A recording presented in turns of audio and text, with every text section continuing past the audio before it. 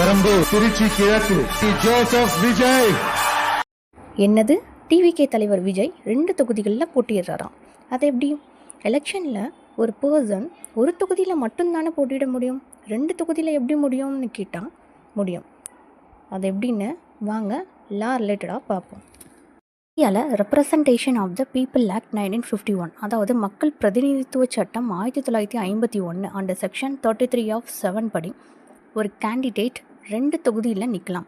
ஆனால் 2 தொகுதியிலையுமே வின் பண்ணிட்டா கண்டிப்பாக அவர் வின் பண்ண 2 தொகுதியில் ஒரு தொகுதியை வித்தின் 10 டேஸில் ரிசைன் பண்ணணும், அதாவது ராஜினாமா செய்யணும்னு under section 70 of Representation of the People Act 1951 சொல்லுது. அந்த ரிசைன் பண்ண தொகுதியில் வித்தின் 6 மந்த்தில் பை எலெக்ஷன், அதாவது இடைத்தேர்தல் நடக்கும். இப்படி ஒரு கட்சி தலைவர் ஒரே தேர்தலில் 2 தொகுதிகளில் போட்டியிடுறது இதற்கு முன்னாடி நடந்திருக்கான்னு பார்த்தோம்னா, மறைந்த முன்னாள் முதலமைச்சர் ஜெயலலிதா அம்மா அவர்கள் 2001 ஆண்டிப்பட்டி, கிருஷ்ணகிரி, புதுக்கோட்டை, புவனகிரி என்ற 4 தொகுதியில் போட்டியிட வேட்புமனு தாக்கல் செஞ்சாங்க. ஆனால் இது தேர்தல் சட்டத்திற்கு புறம்பான செயல்னு அந்த 4 வேட்பு மனுக்களும் நிராகரிக்கப்பட்டுச்சு.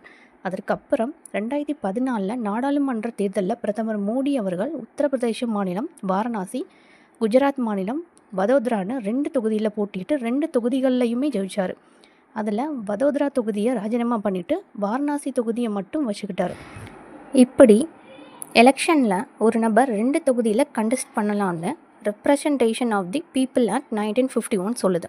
இப்படித்தான் டிவிகே தலைவர் விஜயும் இந்த தேர்தலில் 2 தொகுதியில் போட்டியிடுறாரு.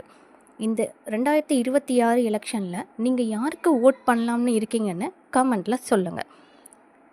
இப்படி லா ரிலேட்டடாக வீடியோஸ் பார்க்க நம்ம சேனலை மறக்காமல் சப்ஸ்கிரைப் பண்ணிடுங்க.